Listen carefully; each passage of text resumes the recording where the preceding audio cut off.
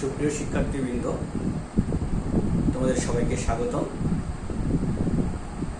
আমি তোমাদের সাথে আছি মোহাম্মদ জামশেদ হাসান, রসায়নের প্রভাষক, হাটহাজারী সরকারি কলেজ। আমি আজ তোমাদের সাথে আলোচনা করব।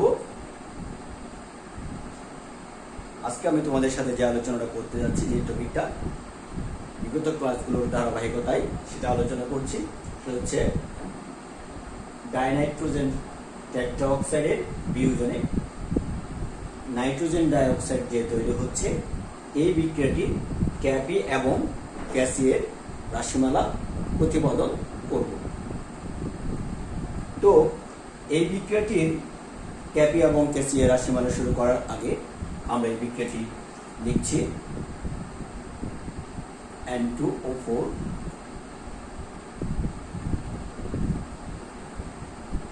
2NO2, অর্থাৎ ডাইনাইট্রোজেন টেট্রাঅক্সাইড বিয়োজিত হয়ে 2 মোল নাইট্রোজেন ডাইঅক্সাইড তৈরি করেছে।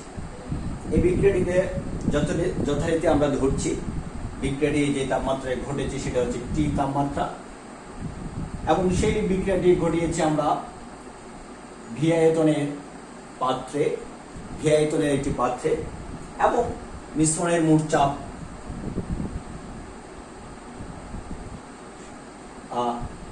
সাম্য মিশ্রণের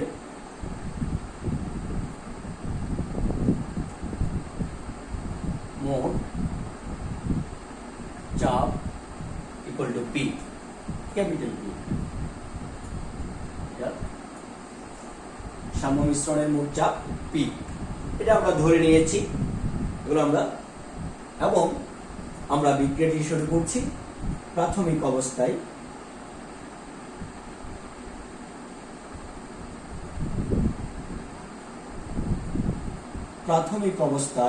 অর্থাৎ সময় যখন 0 সেকেন্ড, তখন আমরা মনে করছি এই বিক্রিয়াটি শুরু করার জন্য এখানে যে বিক্রিয়ক ডাইনাইট্রোজেন টেট্রাঅক্সাইড সেটি কত মোল দিয়েছি, ধরে নিচ্ছি আমরা অ্যামোল নিয়েছি। কত মোল নিয়েছি? অ্যামোল নিয়েছি।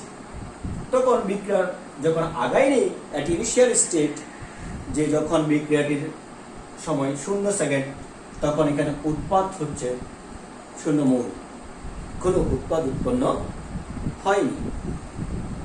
আর এভাবে করে আমাদের কিছু ডাইনাইট্রোজেন টেট্রাঅক্সাইড বিয়োজিত হচ্ছে, কিছু ডাইনাইট্রোজেন টেট্রাঅক্সাইড বিয়োজিত হয়ে আস্তে আস্তে নাইট্রোজেন ডাইঅক্সাইড উৎপন্ন হওয়া শুরু করেছে। এই যে নাইট্রোজেন ডাইঅক্সাইড উৎপন্ন হওয়া শুরু করলো, নাইট্রোজেন ডাইঅক্সাইড উৎপন্ন হওয়া শুরু করার পরে ডাইনাইট্রোজেন টেট্রাঅক্সাইডের পরিমাণ কমতে শুরু করলো, আর নাইট্রোজেন ডাইঅক্সাইডের পরিমাণ বাড়তে থাকলো। বাড়তে কিছুক্ষণ পরে নাইট্রোজেন ডাইঅক্সাইড আবার কি হচ্ছে, ডাইনাইট্রোজেন টেট্রাঅক্সাইডে বিপরীতমুখী বিক্রিয়া করে চলে আসতেছে আবার, অর্থাৎ তখন বিক্রিয়াটা উভমুখী চলতেছে কিছু উৎপাদ উৎপন্ন হওয়ার পরে। তো তখন যখন বিক্রিয়াটা উভমুখী চলতেছে, এভাবে করে চলতে একটা সময় বিক্রিয়াটি সাম্য অবস্থায় এসেছে। বিক্রিয়াটি কোথায় আসলো? সাম্য অবস্থায় আসলো। তো এই সাম্য অবস্থা হতে আমরা সময় ধরে নিলাম, সময় লাগলো T সেকেন্ড। T সেকেন্ড পর বিক্রিয়াটি সাম্য অবস্থায় আসলো। তখন নাইট্রোজেন ডাইঅক্সাইড ততক্ষণ পর্যন্ত অর্থাৎ এই সাম্য অবস্থায় আসা পর্যন্ত বিক্রিয়াটিতে নাইট্রোজেন ডাইঅক্সাইডের আলফা মোল চলে গিয়েছে। আলফা মোল যদি এখান থেকে চলে যায়, অ্যামোল থেকে যদি আলফা মোল চলে যায় উৎপাদ হিসেবে, তখন এখান থেকে A মাইনাস আলফা, অর্থাৎ A থেকে আলফা চলে যাওয়ার পর এখানে আর অবশিষ্ট আছে হচ্ছে নাইট্রোজেন ডাইঅক্সাইড, অবশিষ্ট আছে A মাইনাস আলফা মোল। কতটুকু আছে? A মাইনাস আলফা মোল অবশিষ্ট আছে। আর এদিকে উৎপন্ন হয়েছে 2 আলফা মোল। তাহলে আমি এখানে আবারও দেখতেছি, গেছে একটা আলফা, এখানে 2টা আলফা তৈরি হয়েছে। এটা কিভাবে করে আমি আবারও বলছি, গত ফসফরাসের পেন্টাক্লোরাইডের বিয়োজনের ক্লাসটিতেও বলেছি যে এখানে একটা আলফা থেকে কেমনে 2টা আলফা হচ্ছে। এটা ভেরি সিম্পল কথা, যে এখানে আমরা দেখতে পাচ্ছি 1 মোল ডাইনাইট্রোজেন টেট্রাঅক্সাইড থেকে 2 মোল নাইট্রোজেন ডাইঅক্সাইড উৎপন্ন হচ্ছে, তাহলে 2 মোল ডাইনাইট্রোজেন টেট্রাঅক্সাইড থেকে 4 মোল নাইট্রোজেন ডাইঅক্সাইড তৈরি হবে। একই রকম ভাবে 5 মোল ডাইনাইট্রোজেন টেট্রাঅক্সাইড থেকে 10 মোল নাইট্রোজেন ডাইঅক্সাইড তৈরি হবে। এভাবে করে x মোল ডাইনাইট্রোজেন টেট্রাঅক্সাইড থেকে 2x মোল নাইট্রোজেন ডাইঅক্সাইড তৈরি হবে, তাহলে আলফা মোল ডাইনাইট্রোজেন টেট্রাঅক্সাইড থেকে 2 আলফা মোল নাইট্রোজেন ডাইঅক্সাইড তৈরি হবে। এটা আশা করি আমরা বুঝতে পেরেছি। হ্যাঁ, তো এইভাবে করে আমরা যখন এটা বুঝতে পারলাম এটা কখন হয়েছে, এই ব্যাপারটা ঘটেছে হচ্ছে সাম্য অবস্থায়। কখন? সাম্য অবস্থায়, যখন সময় হচ্ছে t সেকেন্ড, সময় হচ্ছে t সেকেন্ড। t সেকেন্ড পরে এখান থেকে আলফা মোল চলে গেছে, উৎপন্ন হয়েছে 2 আলফা মোল, মাইনাস আলফা অবশিষ্ট রয়েছে, ডাইনাইট্রোজেন টেট্রাঅক্সাইড চলে গেছে আলফা মোল, 1 মোল থেকে যেহেতু 2 মোল তৈরি হয়েছে তাহলে আলফা মোল থেকে 2 আলফা মোল তৈরি হয়েছে। এইভাবে করে এই অবস্থায় আমরা আসলাম। এরপরে আমরা এই বিক্রিয়াটির তাহলে এবার ক্যাসি এর মানটা নির্ণয় করব। হ্যাঁ, তো আমরা জানি ক্যাসি ইকুয়াল টু হচ্ছে, ক্যাসি ইকুয়াল টু কি? উৎপাদের ঘনমাত্রা, ভরক্রিয়া সূত্র থেকে আমরা জেনেছি সেটা উৎপাদের ঘনমাত্রা, যেহেতু এর এখানে সহগ 2 তাহলে এর ঘাত হবে 2। এটা বিস্তারিত আমি ভরক্রিয়া সূত্রের ক্লাসে আলোচনা করেছি। তাহলে এখানে একটু খেয়াল করো, এখানে হবে N2O4 বিক্রিয়কের ঘনমাত্রা, ডাইনাইট্রোজেন টেট্রাঅক্সাইডের ঘনমাত্রা। এটা হচ্ছে ক্যাসি এর রাশি। এখন এখানের মধ্যে আমরা যদি এই বিক্রিয়াটির নাইট্রোজেন ডাইঅক্সাইড এবং ডাইনাইট্রোজেন টেট্রাঅক্সাইডের ঘনমাত্রা পাই, তাহলে আমরা এই বিক্রিয়াটির ক্যাসি এর রাশিমালা প্রতিপাদন করতে পারব। তাহলে এবার আমরা যা এটার ঘনমাত্রা আমরা বের করি, নাইট্রোজেন ডাইঅক্সাইডের ঘনমাত্রা।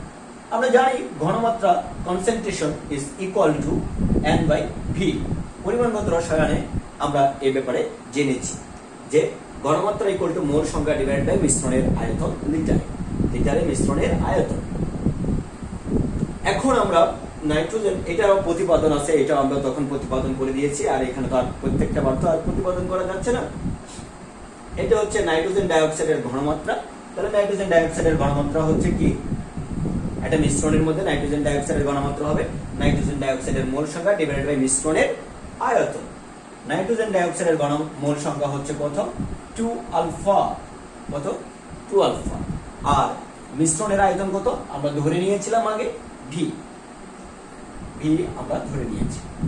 এরপরে আমরা একই রকম ভাবে যদি ডাইনাইট্রোজেন টেট্রাঅক্সাইডের ঘনমাত্রা বের করি, ডাইনাইট্রোজেন টেট্রাঅক্সাইডের ঘনমাত্রা হচ্ছে ডাইনাইট্রোজেন টেট্রাঅক্সাইডের মোল সংখ্যা কত?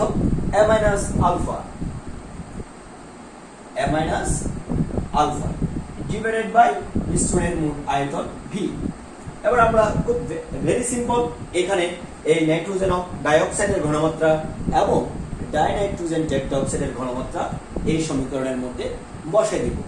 বসাই দিলে কি হচ্ছে একটু খেয়াল করে দেখো, 2 আলফা বাই ভি এর হোল স্কয়ার।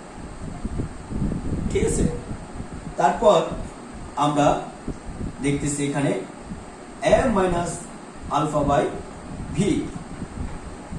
ঠিক আছে, এই মানগুলো পুট করে দেওয়ার পরে এই অবস্থা হলো। তাহলে এখানে পাচ্ছি কত? 4 alpha square by V square divided by a minus alpha by V. তাহলে এখানে আবার পাচ্ছি কত? 4 alpha square by V square into V by a minus alpha. ঠিক আছে, এখানে একটা বি কাটা যাবে, তাহলে আরেকটা বি নিচে থাকবে। এর উপরে পাচ্ছি 4 alpha square by a minus alpha into V. এই হচ্ছে তাহলে আমাদের এই বিক্রিয়াটির ক্যাসি এর রাশিমালা। সুতরাং এই রাসায়নিক বিক্রিয়ার K C is equal to 4 alpha square divided by a minus alpha into V.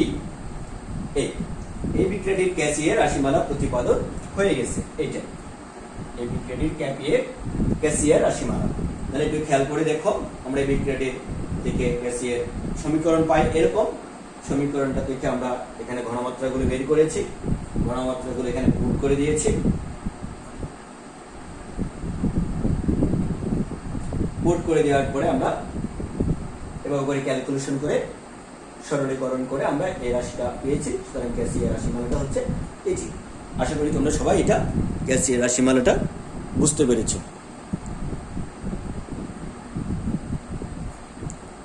তুলে নাও তোমরা খাতার মধ্যে। আমি এরপর এই বিক্রিয়াটির ক্যাপিয়ের রাশিমালা প্রতিপাদন করব। কি করব? ক্যাপিয়ের রাশিমালা প্রতিপাদন করব। আশা করি তোমরা এটা তুলে নিয়েছো খাতার মধ্যে, অথবা স্ক্রিন যে কোনো সময় দাঁড়ায় দাঁড়ায় তোমরা এটা ভিডিওটাকে পজ করে তোমরা যে কোনো সময় এটা দেখতে পারছো। এবার আমরা তাহলে ক্যাপিয়ের রাশিমালাটা প্রতিপাদন করি।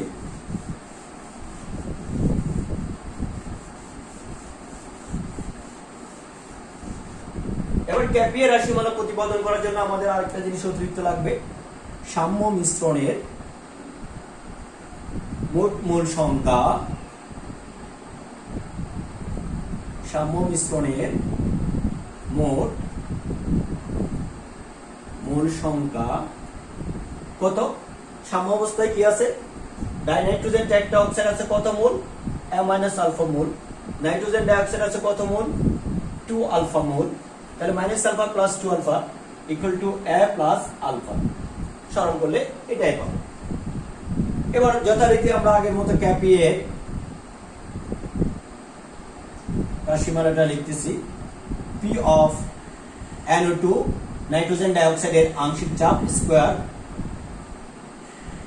ডাইনাইট্রোজেন টেট্রাঅক্সাইডের আংশিক চাপ। এটা স্কয়ার আছে কিন্তু এখানে, ঠিক আছে? এটা খেয়াল রাখিও। তারপর এই দুইটার মান এবার আমরা এখানে বের করি। তাহলে P of NO2 অর্থাৎ নাইট্রোজেন ডাইঅক্সাইডের আংশিক চাপ বা পার্শিয়াল প্রেসার, সেটা কত হবে? যার আংশিক চাপ বের করব আমরা, তার মোল ভগ্নাংশকে মিশ্রণের মোট চাপ দ্বারা গুণ করলে আমরা আংশিক চাপ পেয়ে যাব। এটা একটা সমীকরণ যেটা আমরা পরিবেশ রসায়নের মধ্যে শিখেছি। তো এখন এর আংশিক চাপ তাহলে মোল ভগ্নাংশ গুণন মোট চাপ। মোল ভগ্নাংশ কি? কোন একটা মিশ্রণের কোন একটি উপাদানের মোল সংখ্যাকে মিশ্রণের মোল সংখ্যা দ্বারা ভাগ করলে যে ভাগফলটা পাওয়া যাবে, সেই ভাগফলটা হচ্ছে ওই উপাদানের মোল ভগ্নাংশ। তাহলে এখানে আমরা নাইট্রোজেন ডাইঅক্সাইডের মোল ভগ্নাংশ হচ্ছে সেই উপাদানের মোল সংখ্যা কত? 2α ডিভাইড বাই মিশ্রণের মোট মোল সংখ্যা A+α ইনটু মিশ্রণের মোট চাপ। এটা হচ্ছে কি? নাইট্রোজেন ডাইঅক্সাইডের আংশিক চাপ। এরপরে P(N2O4) অর্থাৎ ডাইনাইট্রোজেন টেট্রাঅক্সাইডের আংশিক চাপ হচ্ছে এটার মোল সংখ্যা ডিভাইড বাই মিশ্রণের মোল সংখ্যা অর্থাৎ মোল ভগ্নাংশ গুণন মোট চাপ। তাহলে এই মানগুলো এবার আমরা এখানে যদি পুট করে দিই তাহলে আমরা কি পাচ্ছি দেখো। মানগুলো যদি আমরা এখানে পুট করে দিই, 2α P এটা উপরে, তাই এটা উপরে লিখলাম, divided by A+α whole square, নিচে হচ্ছে A-α into P divided by A+α। তাহলে আমরা এবার এটাকে যদি সরলীকরণ করি, সমাধান করি, ক্যাপিয়ের মানটা কি পাচ্ছি?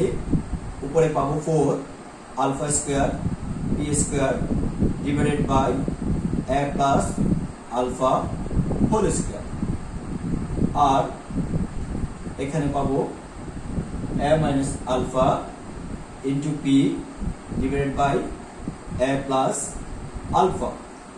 এবার যদি আমরা এটাকে আরো সরলীকরণ করি, কি পাচ্ছি? 4α² by P² divided by A+α whole square into A+α, এটা উল্টে যাবে নিচেরটা, A-α ইনটু P। ঠিক আছে? তাহলে এবার যদি আরেকটু খেয়াল করো, A+α একটা কাটা যাবে, আরেকটা নিচে A+α থাকবে, এখানে একটা P আরেকটা P কাটা যাবে, এখানে একটা P থাকবে। তাহলে এখানে থাকতেছে উপরে থাকতেছে 4 আলফা স্কয়ার, এটা থাকবে, কাটাকাটি নাই।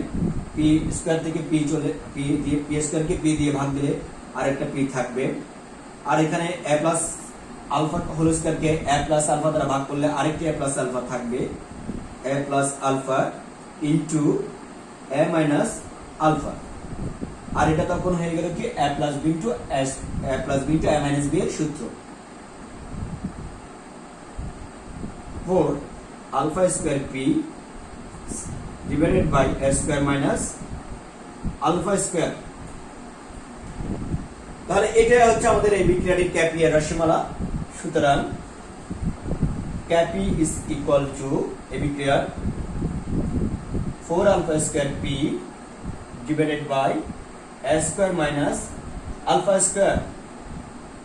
This is the required equation for ক্যাপি for this reaction। তাহলে আমরা এই বিক্রিয়ার জন্য ক্যাপি এর রাশিমালাটাও প্রতিপাদন করে ফেললাম। ঠিক আছে, তাহলে আশা করছি তোমরা এটা বুঝতে পেরেছো। হ্যাঁ, এটা এই বিক্রিয়ার ক্যাসি এবং ক্যাপি এর রাশিমালা প্রতিপাদন করে দিলাম। তোমাদের সবার জন্য শুভকামনা থাকলো পরবর্তী ক্লাসের জন্য। আশা করছি সবাই অপেক্ষা করবা। পরবর্তী ক্লাসে তোমাদেরকে আবার স্বাগতম জানাচ্ছি। ধন্যবাদ সবাইকে।